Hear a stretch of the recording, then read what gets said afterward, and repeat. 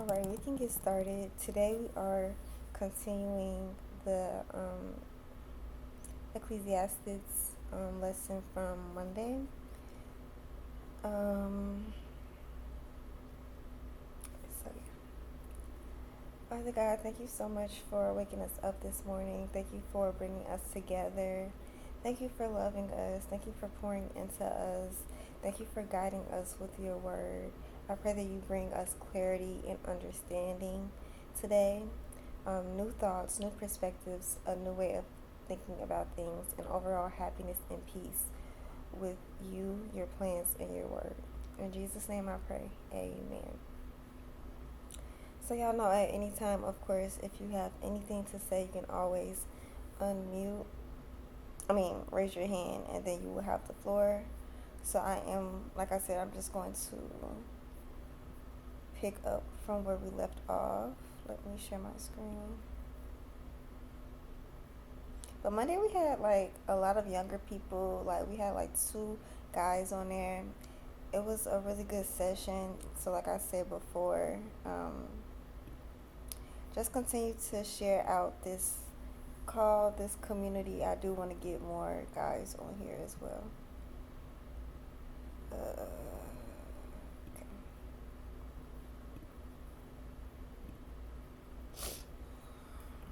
And then also I know a lot of y'all seen that I posted the recording already on our YouTube channel. So if you do want to go back and see what was said, you can definitely do that. I do want to read something really quickly. Someone watched the replay of the Monday session, and these were their thoughts. I just want to highlight what they said because I thought it was really good. She basically said, I definitely feel the part about knowledge. Knowledge is pain. It hurts to know when the veil is lifted and you know better and you see things for what they really are. And lessons are hard, but they are blessings. I feel like we go through pain to ultimately be reminded He comes first. Sometimes while in the flesh, we want to fit in with worldly things of flesh, and that's when God lets us know the battle is never ours, but His. We are just the vessel behind the purpose of His will and His way. Also, when it comes to balance, I was just thinking, what if we was in a world of pure happiness? It seemed like it would be odd, but my struggles and tribulations made me, if that makes sense. So that was really good, and I really did appreciate her still adding on her thoughts after watching the replay. So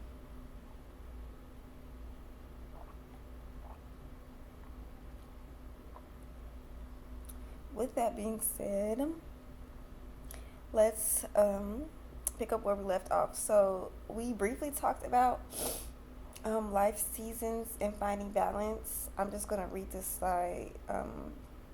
I know we did the life seasons part, but not the balance, but I'm just going to read the whole thing. So it says, it is better to go to a house of mourning than to go to a house of feasting, for death is the destiny of everyone. The living should take this to heart. Frustration is better than laughter, because a sad face is good for the heart. The heart of the wise in the house of mourning. The heart of the wise is in the house of mourning, but the heart of fools is in the house of pleasure. And that's chapter 7, verses 2 through 4. Mourning offers deep reflection on life's brevity and purpose, which is more instructive than partying or feasting, which can distract you from reality. The reality of death for everyone makes mourning a powerful teacher for the living. And Monday we talked about how can sorrow, when properly processed, lead to spiritual joy and lasting gladness. So why is balance important? Because we also talked a lot about balance. Like you constantly see that being brought up. And I believe that you can't truly appreciate the good until you've experienced the bad. That's where the balance part comes in. So it says, when times are good, be happy. But when times are bad, consider this. God has made the one as well as the other. Therefore, no one can discover anything about their future. and that's chapter 7, verse 14. And don't be over righteous, neither be over wise. Why destroy yourself? Don't be over wicked, and don't be a fool. Why die before your time? It is good to grasp the one and not let go of the other. Whoever fears God will avoid all extremes. That's chapter 7, verse 16 through 18. So when I first read that one, I was like, That's real good. I'm sorry to but go that's, ahead. oh God. Can you text that in the chat? That's real good. Which one? Which one? What you just said, The all of that. scriptures? Okay, yeah. Do you have anything else you want to Don't add? overbe. Yeah. What do you think about that, Martin? Huh? I said, what do you think about that? Do you have like anything you want to add? Like what stood out to you? Oh my God. Like it's good. Like, especially that don't be over religious. You know, that was really a good one for me. Mm-hmm. Like, and the one about death. Mm-hmm. It made me think about a lot of young people, but the over religious part did it for me is because we think if we memorize the Bible and if we throw around all this Bible slang and we can pray so like really, really good, that we're better than somebody else. You know what I'm saying? And that can cause a lot of people not to feel comfortable, not to want to come to God because first of all, the representation of the people of God. I'm not going to say all, but we got a nice amount of stains out there. And we put our noses up at people. We judge. We talk negative. We blasphemy. All of the things. And then we want to call ourselves good members of God. And that, for me, was an important statement because that just shows if people just don't pay attention to other people and they just read it for themselves and get their own relationship with God, they would realize that a lot of the stuff that was either done, said, or even experienced was worldly, fleshly, and not God. And so it's almost like if you think about God and think about us as a whole, all on this chat, and somebody going to other people saying, Kennedy said this, that, and the third, and Kennedy doesn't, oh no, you can't come online if you this, that, if you've sinned or this, that. They're speaking on your behalf. All of it is a lie. Instead of just going and coming online and actually getting K and B for yourself. It's pretty much false representation that's been happening out here for years and even been passed on, and it's damaged a lot of people that really just needed refuge. And so we do have a responsibility because God says come as you are, messed up, drunk, high, all of the things. Come on, it's okay. Worldly says, no, you can't come in here with jeans on. You can't come in here like that. Oh, you need to clean that up. You can't come to God like that. But God never said that. God says, come as you are. Like right now in your jeans, upset, angered, flawed, sinful, all of the things, come to me. Don't worry about them. And I'll break bread with you.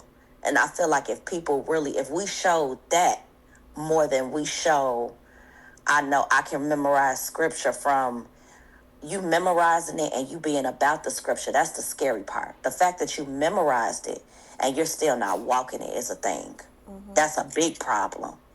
And then the other thing that you just said about don't be a fool and accelerate your death. Like I always say, the living and you being born and living, however you live, and transitioning are the guaranteed things. So what we can do is be reckless with our behavior and accelerate that.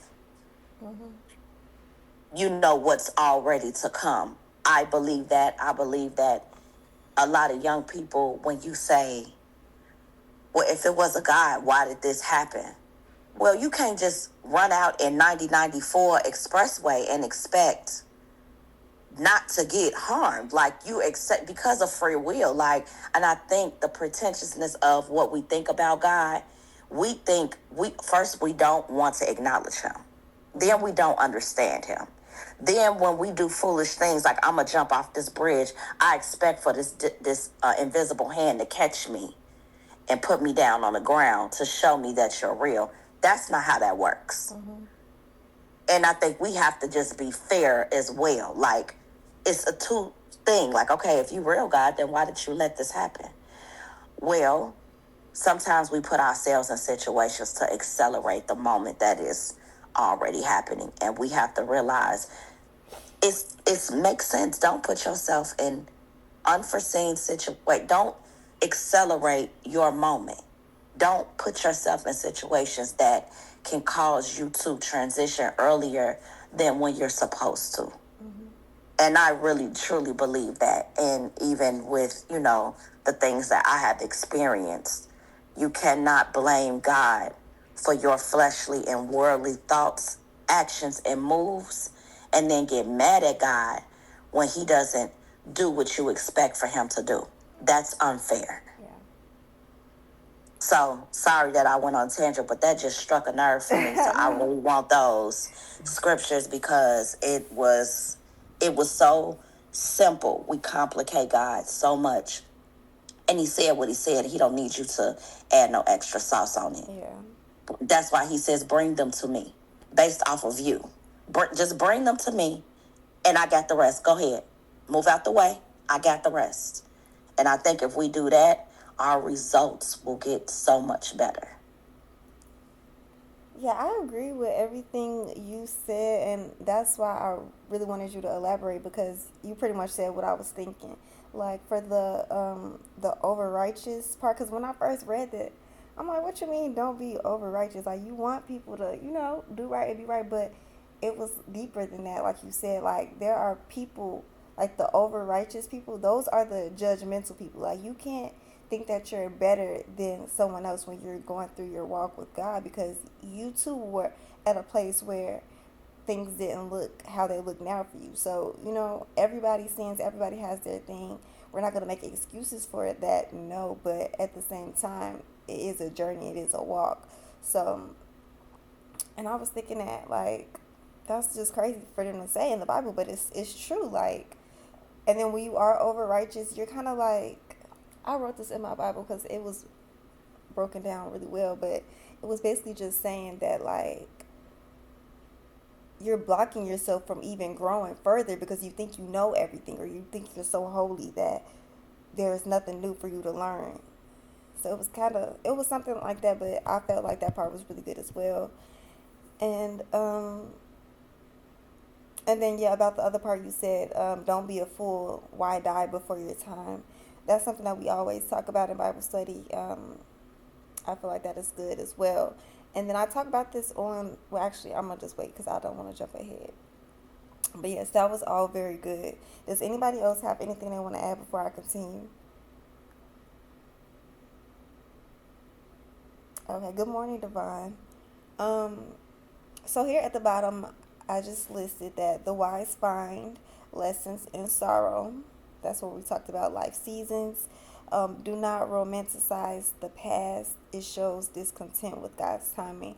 That kind of stuck out to me a little bit, because I didn't put that verse on this slide, but that is something that was brought up as well. Like, pretty much being content where you are, no matter what the season may look like, not like dwelling on the past or fixating on the future. Be patient in spirit and finish strong. Remember God in good and bad times, as he made both. That's that balance that we were talking about. Submit to God and accept the unknown. Accept his control over prosperity and adversity. And don't be overly righteous or wicked. Find balance. There is a recurring theme of there is a season for everything, emphasizing human limitations and God's infinite power. Instead of despairing over life's unpredictability, the wise response is to embrace the presence as a gift from God and trust his plan. even when mysteries remain. The ultimate purpose is to fear, which is respect God and find contentment in His provision. Recognizing that life's seasons, both good and bad, serve His ultimate eternal purpose. So I just have some questions. Which season of life do you feel you are currently in? Why do you think God allows certain seasons to last longer than we want? How can trusting God's timing bring peace in uncertain moments? So I'll start, and then of course I want you guys to chime in as well. Um,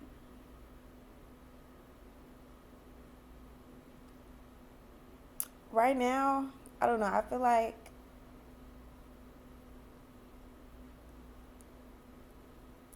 don't know what kind of season I'm in. I feel like, well, I did talk about this a little bit. I feel like sometimes God lets certain things happen to kind of sit us down. So I feel like that's the season I'm in right now. Like, this is my sit down season. Like, I feel like He just wants me to just be still and do the things that He has called me to do, that He's told me to do. Maybe I was avoiding it before, or I didn't really want to. So He's just like, okay, well, this is the time where you need to sit down, you need to focus, you need to get yourself together, pretty much. And that's what I feel like I'm doing right now.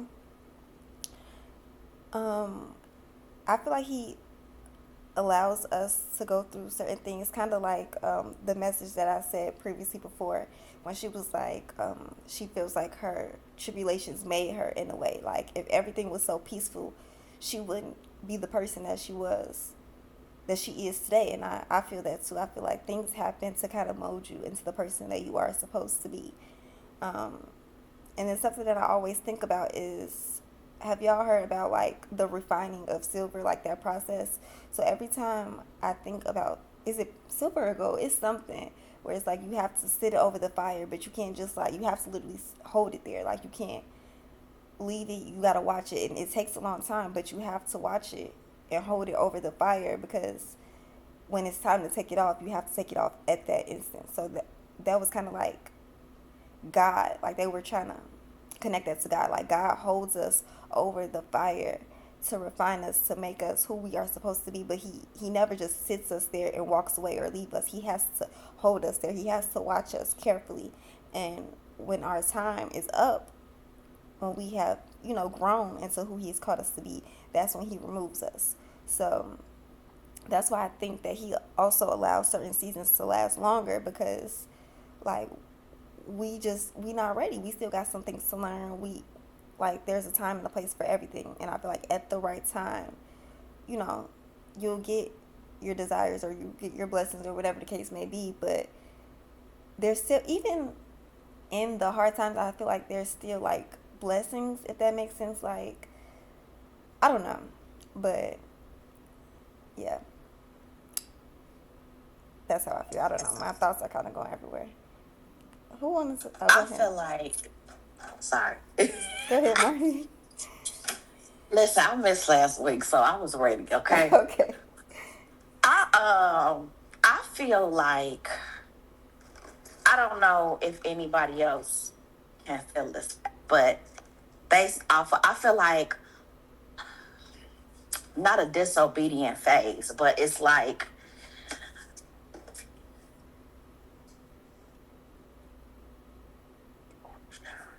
I feel like when you straight away and you are kind of chosen, right? Because chosen people don't ask to be chose. Let's Mm-hmm. just be clear. It's not like you're like, oh, sacrifice me, let me be the one. But I don't know, like, for everybody on this line, if that's the case, but I'm pretty 100% sure it is something special about everybody that's on this line and the people that's attached to everybody on this line. Mm-hmm. You know what I'm saying? And I feel like we're usually the people that kind of want to just be in the cut. We just kind of like, we just kind of like want to do our own thing. And that's not where we are in this moment. God has been calling, like, I need you to get up Mm-hmm. now. You know what I'm saying? And it's like, I feel the pressure. And that's why I said, I need highlighters and pens. Like, I feel like I'm behind. Like, I have to start reading more. I have to start, because it's almost like, I don't want to say getting ready for battle, but that's the only thing that came in my mind. Because I don't know if we realize what we're really up against. And we're not just fighting for ourselves, we're fighting for the legacy and the people of God. That's a lot. And it's like, it's a lot of responsibility. It could make you kind of go loco if you're thinking like, why would you give me that big old, like, why do I have to do that? Like, why I can't just be a good person? And it's like, well, here's the thing. You'll never just be just a good person, because there are so many, we're flawed. We're flawed humans, and we sin every day.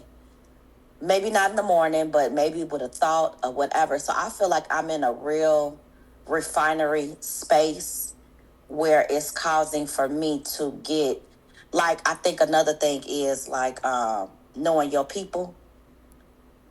You have to know your people. You have to know your safe space where you can go and refine, that you can be in cover. Like, when everything is going crazy, there is a group or a person or two or three or whatever you have that you can go to like, okay, I need to get myself together. You need to bathe in his word. You need to get cleaned up. They mutually feel the same way.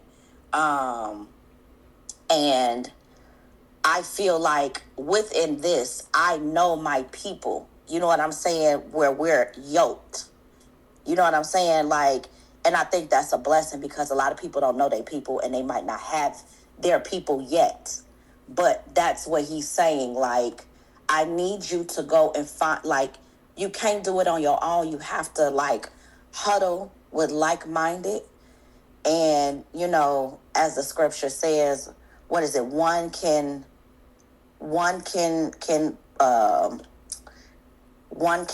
put away like 10,000, and two can do 20, or is it two? Yeah, 10, that, 10,000. something like that. So yeah. And so for me, at my big age, I feel like I'm in a refinery thing. Like, it's like, okay, it's not gonna feel good, but it's super necessary. Like, you can't be where you are in 6 months. You can't be where you are. Like, you have to hurry up now, because you have been like putting it off, and kind of like, okay, well, maybe like, this is the only way now. This is your only way. There are no other ways. It's only this way. So now that we have that, now you have to come this way, and let's just strip it all off. And it's like mind blowing. So I feel like it's a good thing. It doesn't feel good, but it's a gospel song called "Be Grateful." It's like one of my favorites. It says in the words of the song, like, God cannot allow you to only feel good, because then you won't need him, or you won't seek him or anything, like, but still be grateful, because even in the not so good feelings, it'll still come full circle, and you'll understand why you had to do that to become this. Like, you can't not do this to get to this. Yeah. And I think that's what we think. We want just this. Like, okay, well, let me just work hard to get here, but you can't, because the level that you're going to is going to take for you to have to encounter this, to build up enough this to withstand this and handle this. Because if you just go straight here, you're not going to be equipped.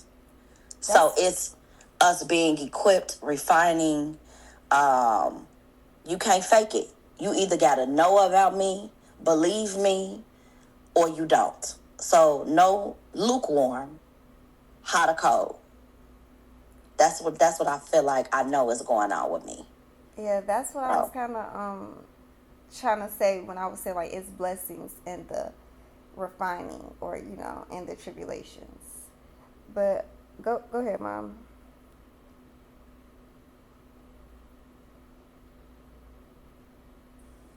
I have two words that I've been using lately to describe the season that I feel like I'm in. One is sowing. I feel like I'm in a season of sowing still. I can tell it's not yet time to harvest. I feel like it's still work that has to be done, kind of like what you and Marnie was saying. So I feel like it is the season of work. It's the season to plant. It's the season to prepare. It's the season to get yourself ready. And yes, sometimes that does require stillness and isolation so that you can actually stay focused on the task at hand. The second word I use to describe the season that I'm in is I feel like I'm in an Esther season. So if you know Esther from the Bible, she was the one that was in charge of saving her people, basically. And so I think that everything that I'm doing to prepare is for that. I second that, Esther. That was good, G. Yes, yes, yes, yes. I agree. I agree. And also, well, actually, does anybody else want to add on anything before we continue?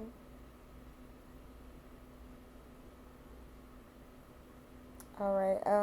I want to add on to the Esther thing as well.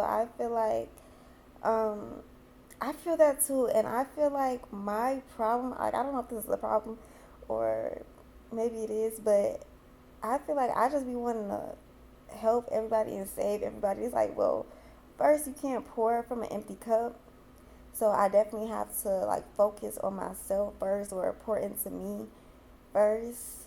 But I just be wanting everybody to come along and come on a ride, come on a journey, or be close because like you said, Marnie, like when you're the chosen one, I guess you don't really choose that. Like it kind of just chooses you, and you know it. Like you can feel it. With that comes responsibility.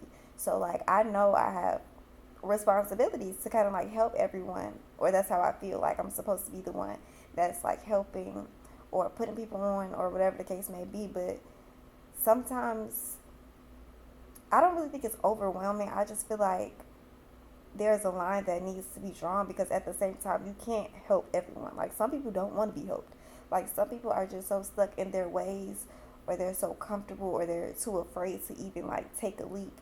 Or some people don't even believe in themselves. Like they'll believe in you before they believe in themselves. Or sometimes they can't believe in you because they don't believe in themselves. So it's like a two-way street. But I don't know, like with that being said, like I said, some people are not even meant to go on the journey, and I feel like that's the hard part for me. It's like when you realize, like, dang, they're not even ready. Like I wanted them to be here with me, or I wanted to experience this with them, but they're not even ready for that. So I don't know. That just made me think about that when you were talking about your Esther season because I definitely feel that as well. And then when you were talking about you just feel like you just have to do so much now. You have to do so much now. That's something that I also struggle with, even though I'm so young. But it's just like I feel like there needs to be a balance with that as well, like we were kind of talking about, because it's like yes, you need to be in position. Yes, you need to be ready. But I feel like all that rushing and that anxiety around it is not good either. Like I don't know, like when you think of God, you think of peace. You don't think of like worry or rushing or anything like that. So that's something that I'm working on as well, like finding balance between like getting myself ready, but also taking my time as well, if that makes sense. All right. If no one has anything else to say, we can continue. I feel like that's something to say, but you said it already. I just had Bible study yesterday, and we were talking about just the weight of the religious community weighing down on us. When you feel like things should be a certain way based off of how the religious community put in your head, and you have to do this and you got to do this, and it weighs heavy because that's not what God designed for us to do. And there's a lot of things in this world that um,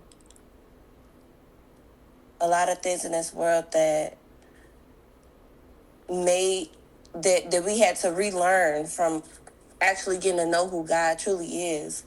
Um, but God gives us rest. It's not earned, it's given. So I know that I agree with both of you all.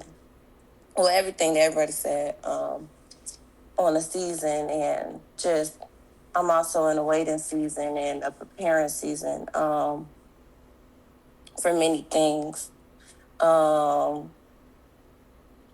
But even in all of that, even in whatever season you're in, like, God is with you, and God will give you rest if you truly just lean on Him, and know that you're not doing it in your own strength and your own way.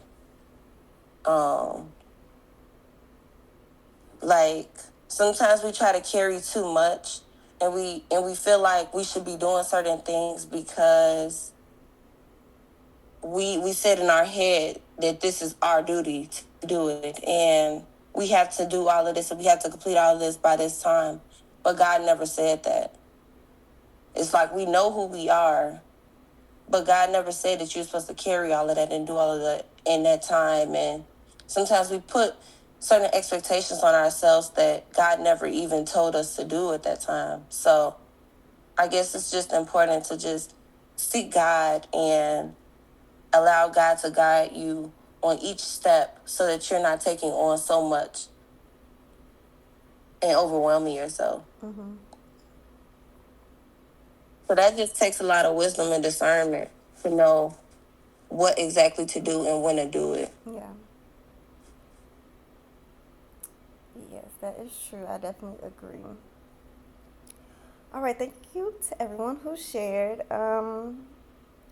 So we are going to continue. Another key thing that was mentioned in this book was justice um, versus injustice. Of course, what Miney was talking about, the whole conversation regarding, oh, if God was real, why is this happening? Yada, yada, yada. So some key verses that I wanted to point out was, I have seen something else under the sun. The race is not to the swift or the battle to the strong, nor does food come to the wise or wealth to the brilliant or favor to the learned, but time and chance happen to them all. Moreover, no one knows when their hour will come. As fish are caught in a cruel net, or birds are taken in a snare, so people are trapped by evil times that fall unexpectedly upon them.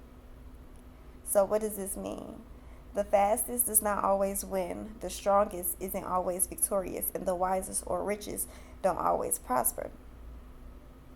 Which is crazy to think about, but it's true. Because circumstances intervene. Unpredictable occurrences, opportunities, misfortunes, or evil times can happen to anyone, regardless of their merits. The author uses this observation of life's unfairness to encourage living for eternal values and relying on God's sovereignty, as earthly achievements are uncertain and temporary. Another scripture was, I saw the tears of the oppressed, and they have no comforter. Power was on the side of their oppressors, and they have no comforter. And I declared that the dead who had already died are happier than the living, which are still alive. Which is, again, crazy to even think about. Like, why would you say that? But better than both is the one who has never been born, who has not seen the evil that is done under the sun. I didn't even put the chapter that was from the last one, but this is chapter 4, verses 1 through 3. So this concludes that the suffering is so intense, the dead seem fortunate and would be better never to have been born, as the oppressed lack comfort while the powerful also have no true solace, highlighting the vanity of life without God's justice. Fools are put in many high positions. We see this a lot even today, while the rich occupy the low ones. And by rich, I feel like they're saying rich in spirit. I have seen slaves on horseback, while princes go on foot like slaves. That's chapter 10, verse 6 through 7. There is something else meaningless that occurs on earth. The righteous who get what the wicked deserve, and the wicked who get what the righteous deserve. This too, I say, is meaningless. So I commend the enjoyment of life, because there is nothing better for a person under the sun than to eat and drink and be glad. Then joy will accompany them in their toil all of the days of life God has given them under the sun. No one can comprehend what goes on under the sun. Despite all their efforts to search it out, no one can discover its meaning. Even the wise claim they know, they cannot really comprehend it. The common destiny of death that awaits everyone, righteous and wicked alike, emphasizing that under the sun all experience the same end. The passage highlights the vanity of earthly pursuits and the final, final, final, finality of death. Sorry, y'all, that was eating me up. Urging readers to reflect on life's meaning and the importance of living in the present. So some of this was kind of mentioned before, but what do y'all think about like the injustice that is seen here on earth? Like I know everybody, a lot of people kind of bring that up when it comes to God. Like so many bad things happen on earth, or how things are not fair. But if all this is happening on earth, then really like what is the point? Like why are we even, working so hard to become better people? You know what I mean? If everybody in the end gets the same fate, which is eventually death. Does anybody want to add on or say anything about this slide in particular?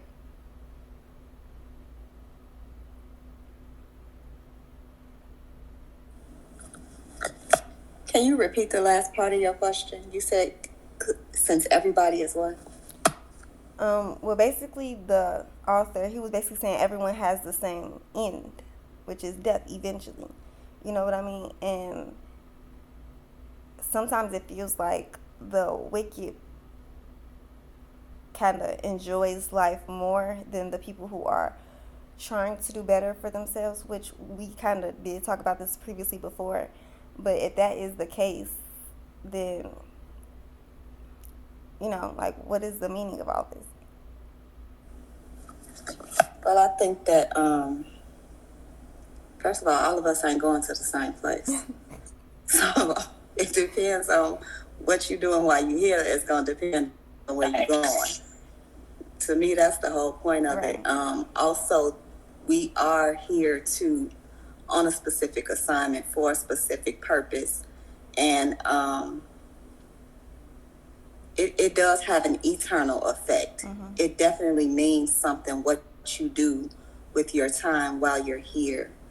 So it's not, I know a lot of people probably use that excuse too, like, well, we all gonna die anyway. Mm-hmm. Especially when it comes to making excuses for bad habits and not putting forth the effort to do better and be better. But those of us that know better. It does matter what you do with your time while you're here. It does have an eternal effect, and it does make a difference on what happens when you leave here. That's my opinion. Yeah, and I was. Sorry, go ahead. I was watching this video, and that's another thing. Like you said, our time is very valuable, and I feel like, again, I said this before, the distractions. Like, I'm not really I don't watch TV, and I'm not really big on social media, but I be having times where I just kind of like scroll for like an hour, and I just feel like that's the sort for another time. I feel like that's so intentional. Like, I feel like this world is filled with so many distractions to keep us off the path that we are supposed to walk. But anyway, while I was doom scrolling, I watched this video, and this dude, he was like, time is very precious, and I feel like we kind of run away from the thought of death, but I feel like he said he feel like it should be more emphasized, because that's the truth. Like, at the end of the day, everybody's going to have their time eventually, and I feel like if we keep that in mind, we will move more intentional with the things that we do. Like, we kind of think that we have all this time in the world, so we kind of like slacking off or doing this or doom scrolling or whatever the case may be. But if we really are real with ourselves, and we like emphasize the fact that our time is limited, then we would do more. And he was like, when I was 18, he said something like when he was 18, he had visited a what is that place with the old people? The old people, a nursing home? Something like that. But they was like finna die. What is it? Hospice? Yeah. And he was like, every young person should visit those places, because when you talk to them and you hear their stories, like they will tell you like time is very important, and when you see that for yourself, like at a young age, you will start to move that way. And I was like, dang, that is true. Like that is really Yeah, true. and real quick, I just want to add too, when you get older, um, a lot of those people look back on their life and have a lot of regret. And that's a very painful feeling to look back and be like, dang, like I've wasted all of this time and now I'm basically at the end of the road. Like, and those be the people that be wishing that they could go back and you can't go back. So it's better to get that awakening and that awareness early so that you can start living a life of purpose. Because once the time is gone and once you get older and you just feel with nothing but regret, like that's a really sorrowful ending. Yeah. All right, Martin, do you want to add something real quickly? We gotta finish up before 7 go. Yeah, I wanted to make a couple of real quick points. There is a meme kind of. You spoke about something earlier, part of a couple not too long ago. There's a meme on social media, and it's a father and a son. I don't know if anybody has seen it, but one boy was with the father, and he was a reader, knowledge person, and the other boy father had money, stacks and stacks of money. He comes from wealth. So they had a couple of different trials. Like one was crossing a bridge. And so that the boy with the father with knowledge was kind of standing there and kind of read like how to get over it. The boy with money just dropped the money in a pile and just walked over it. It was just showing the differences from the easy to the having to put some work in or having to research. And anyway, it was a couple of scenarios like that. And then towards the end, they got to like this cliff with a boat. And so the boy nor the father, the wealthy father, knew how to, they built up these stacks of money and the money just kept sinking in the water.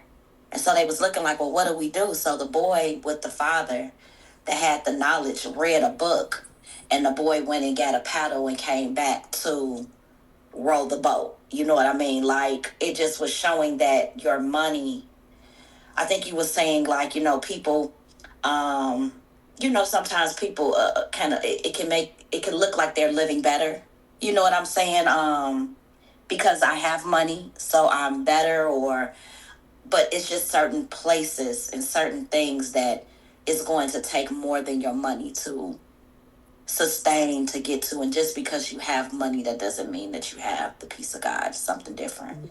But I see that meme a lot, and I was just like, it was a thing. But I wanted to say something about when you said the old people. I had the privilege to, when my grandmother passed, I really wasn't like, I was just like, nah, that's not happening, because she's been through so much, like heart surgery, stomach cancer, all of the stuff, and beat it. And I'm just like, she's not going anywhere. And then I had to go through these different stages of acceptance. And towards the end, she did pass. But I had the privilege to clean my grandmother, take her to the bathroom. And while I was in that moment, I was like, oh my God, this is what we're here for, right? And although she wasn't a fan of it, it was like, it was a blessing. And so to come around your way, like, what does this mean? Because it was so many nuggets that I got from being with her in those moments. One was for her birthday. I had organized like with the family, like, okay, we need to get these t-shirts done, put who you are on the back and her face and everything. And then she had a birthday girl t-shirt that she never got a chance to wear, but she did make her birthday. And not realizing that I was preparing like souvenirs, right? That we would all have just as keeps. But in her last moments, it was so well with her soul. The seed that she had sown, it was like you saw God give her a peace. She wasn't moaning, groaning, none of that. Like it was a peace that I personally, to witness it, you would have to see it to be like, oh my God. Like, and she was coherent. No moans, no groans, but to see legacy in the house and for God to say, it's well, you've done well. You have your children, their children's children, their children's children. And there, I mean, it got to the point where my granddaughter, which was her great great granddaughter, still remembers her.